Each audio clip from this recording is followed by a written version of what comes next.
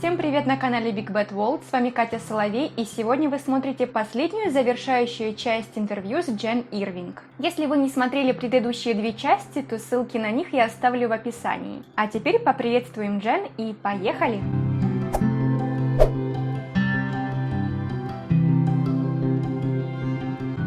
What I think about the advantages to being an American citizen of the United States of America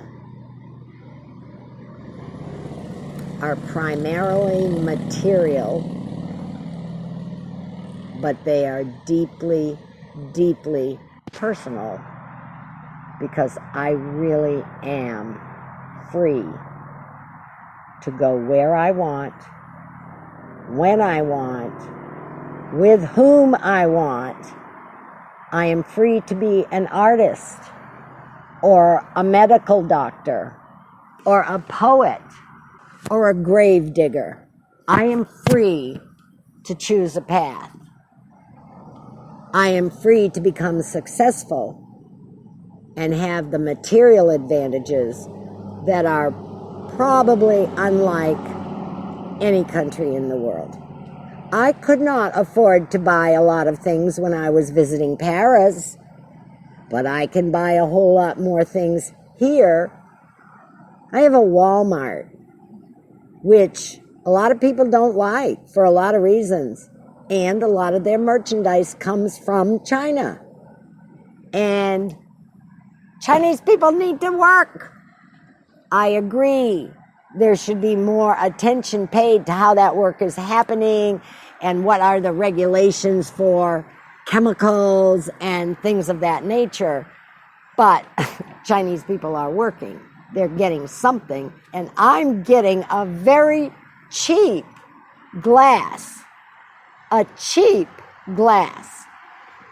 Instead of going to a department store and paying $8 for a beautiful glass you would send a bride for her wedding. I am free to say to you, I really don't like the President of the United States of America. I don't think he is a good man. I believe he is a con man. I believe he's a very bad businessman. I believe he is a liar. I know he is a liar. I don't know why he is a liar. I will go to my grave not understanding why that man tells the lies he does. And I will never understand why there are other Americans that think his ideas are good and that he himself should be granted this right to not be bothered when he was sexually abusing women.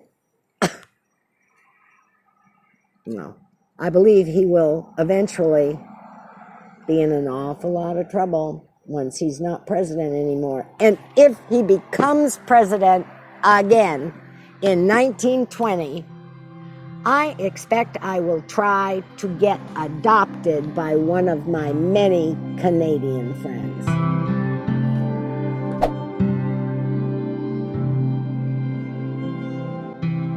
Now I'm supposed to address what I think are disadvantages of being an American citizen.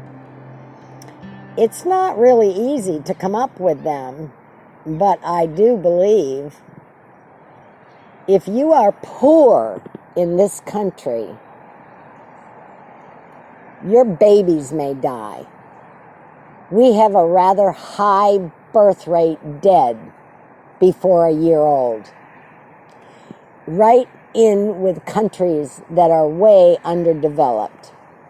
And we are supposed to have this awesome medical system. I have excellent doctors. I am very lucky. I have insurance. It costs me a lot of money. but I have excellent medical care available to me. But if I were not able to buy that, I wouldn't. Education. Ordinary Americans can no longer afford to go to university. It's never been so bad. Never been this bad. Nobody seems to understand what that's ultimately going to cost this country. I don't believe everybody should go to university. I believe everybody should get some kind of training beyond their high school years so they can make a living for themselves. They need to support themselves if they're able. And today, technology just comes so fast. You need some more training, and you need to learn how to be mature and how to operate as a member of a team in whatever your skill is, whether you're a plumber or an architect. You're not going to be an architect if you can't afford to go to university. That is very American. He should be arrested, but they'll never catch him, and it's not a big deal. Education, staying on the topic, I think that our young students from kindergarten through their 12th grade, I think they are probably the worst educated students in the world, unless they are going to a private school. And even those that are going to private schools, some of them are not getting good educations because they are schools that originate in a religion, and whatever their religion requires them to believe, that's how the science, the history, the sociology of humans, that's how it's all taught, according to whatever religion they believe. They are not well educated. Students in poor schools are barely educated enough to write a note to their boss. That's not right. And they're not happy.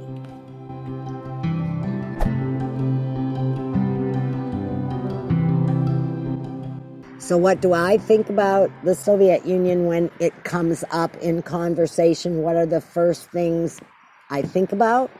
Right now, that's very, very different from back when I was a kid. I don't think I ever worried about the Soviet Union until the missile crisis occurred when John Kennedy was president. Big deal. So they got to put up the first rocket. Big deal. I'm not a highly competitive person by nature, so that sort of thing, I don't even understand it. But I do see the advantages of being the first. And I believe, wasn't that Yuri Gagarin? Yeah. We knew about that. We were taught about that in high school. I wonder if your people were taught about our first attempts. I don't know that. When I was younger, what I believed about the Soviet Union was that the people were restricted, meaning they couldn't read everything they wanted. What they got to read was very controlled, and the controller was the state, was the government. They were told, oh, you got to go to university. We want you to be, this is what I believed. Or, no, you don't go to university. You're going to go over here and learn to do this skill. And that those things were chosen for you based on how you behaved or learned in school in your own education. We believed you couldn't go anywhere beyond your own boundaries. You couldn't just be free to come and go as you pleased. You couldn't come and visit us. But we could go visit you. I thought that was interesting. And of course, we were taught about spies. I'm not a genius, but if you're going to show me movies and teach me about Soviet spies, do you really think that I don't believe we have them? Of course we do. So your spies were shown one way.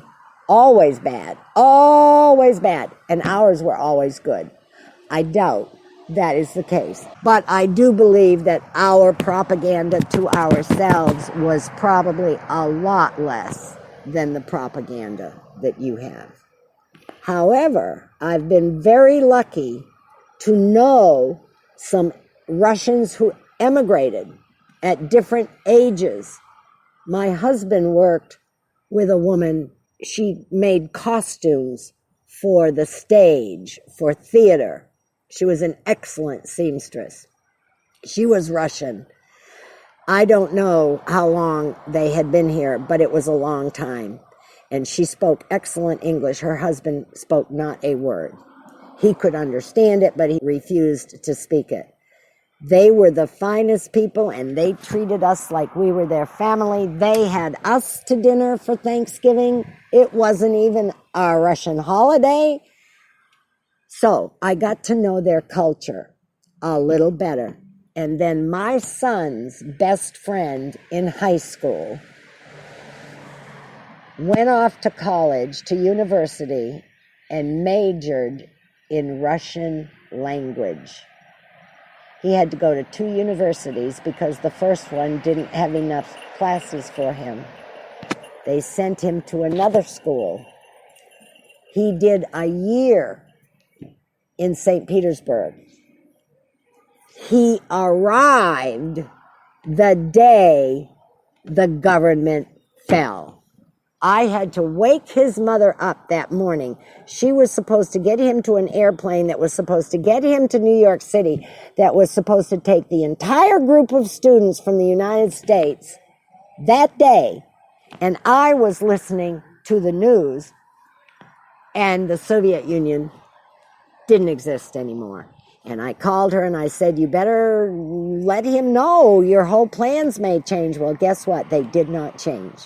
They took those students, they flew them to New York, they flew them to St. Petersburg. They were students in Russia, they spoke the language, they were studying different aspects of Russian life, like banks or business or whatever. And they found out they could not get an aspirin or a Tylenol. They couldn't get toothpaste. They stood in line to get food. They actually felt what it was like. But they were there for a whole year, and not one single one of them was sorry they did that. The next year, my son's friend went back, his second year in Russia. And his first job was in New York City doing business with Russians in their language, but it was banks. Banks lie. That's all I'm saying. He doesn't work like that anymore. Do I think that technology will destroy us or save us? That's a loaded question. But what I personally believe is that technology probably will end up having the ability to save us. But our humanity isn't going to be able to control it. I don't have a great deal of faith in human beings as a species who can care about each other enough to survive in this world at this time. I don't think enough of us know enough about what has to happen. Why do we have national borders? Why don't we just have areas where people speak differently? We do speak differently in New Hampshire than they speak in the South. I don't understand that. I don't have one single nationalistic bone in my entire body. I can't tell you why. I was born that way. I'm lucky. I do live within a border of a country that can take care of me very well. I wish the Canadians and the Mexicans and all of us just moved around like this and we hopped over until human beings begin to exchange everything they know about culture, about history, about science. Until we do that as human beings, technology isn't going to matter a bit. That's what I believe.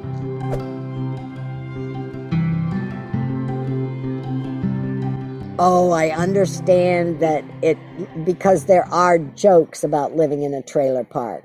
And there is an extremely funny series on video, if you can find it, called Trailer Park Boys. It is produced in Canada. It's several years old. There are several seasons to it, and it is hysterically funny.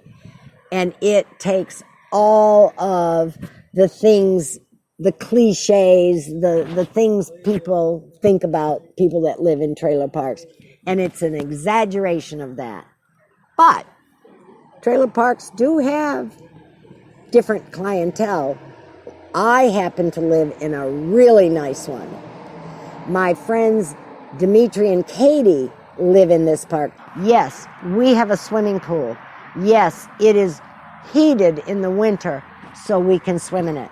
Yes, we have a recreation hall that we can have parties and dances and Thanksgiving and Christmas dinners and things of that sort in. That's very good. We have a whole kitchen in there we can cook in. Our lots are very large. Other parks like ours, RV parks, they are parked right next to each other like a great big parking lot. That's not what this trailer park is like. I would not want to be in one of those, and I would not be in one of those. We have lots just like you would have in a housing development, but we have a very casual lifestyle. Nobody here, even the ones who have a lot of money, and there are a few people here who have a lot of money to spend even in their retirement. Everybody acts the same. They don't know if you even have money. They don't talk about your money. Everybody here acts the same depending on their age, depending on whether or not they drink alcohol, depending on whether or not they smoke marijuana, depending on whether or not they have grandchildren that come around, depending on whether or not they have animals, cats, dogs, whatever. They make friends, they stay friends all year long, even if they're not here all year long, like I am, and the Soloveys are. I love living in the trailer park. I can clean the entire trailer in about 15 minutes.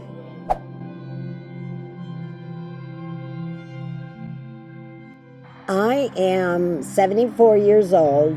We are the first people in this country to have better health, better food, better education, better a lot of things than the people during World War II and World War I had, and certainly during the Great Depression. I never minded getting old, and for many, many years of my life, I didn't look my age. When I was 21, I looked 15. When I was 30, I could pass for 20 or 21. When I was 35, I could, maybe she's 25. When I was 40, looked like I was probably 30. I was always better physically fit and appearance-wise and behavior-wise. I was always more modern than my actual years. Well, guess what? I'm old now. I have so many wrinkles, it's not funny. If I had a bunch of money, I wouldn't even get them fixed. Because I think the women that get them fixed, their faces get distorted, their smiles get distorted, their eyelids don't work right. I think it is stupid. So, it doesn't matter because they don't have the money. I don't like having wrinkles, but guess what? I like being alive. Why do I like being alive? Because I have a lot of opportunities. I have an opportunity to go out to dinner. I have an opportunity to meet a new woman or a new man. I have an opportunity to join a club and meet more people. I can go to the local bar. There is a bar within walking distance of where I live that I could walk into all by myself at 9:30 at night and not be afraid. It's a private club. Every single person in there is a member. Somebody knows something about every person in there. Nobody's going to attack you. Nobody's going to put drugs in your drinks. You're very safe. I'm 74. I can do that. If I don't want to walk, I can drive. I just bought a car. My car died. I thought I was going to have that car the rest of my life. I was very upset to lose it. And guess what? I don't have any money to pay for a new car. But I went and looked for one because I had had an interview for a job, part-time. And if I got that job, I would be able to pay for a car. I took a risk. I bought the car. I got the job. They gave me enough credit. You have strong credit. You always pay your bills on time, even though I didn't have the money to buy the car. So I can do so much. I can dance. I am not overweight. Being overweight is the worst thing you can do. It will ruin your knees. It will ruin your hips. It will ruin your ankles, and you'll get diabetes.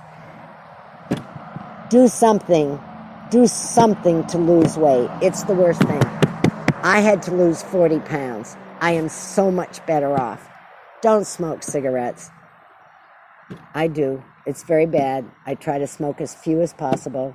But guess what? My mom is 94 years old. Her doctor thinks she'll live to be about 104.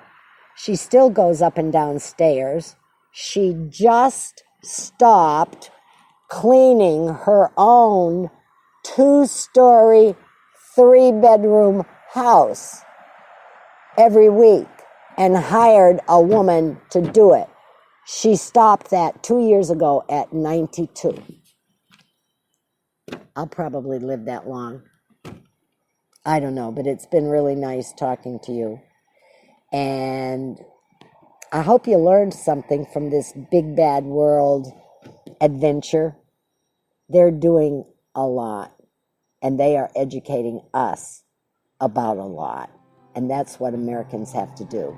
Educate themselves about the rest of the world, because they really don't care about the rest of the world, and that upsets me a lot.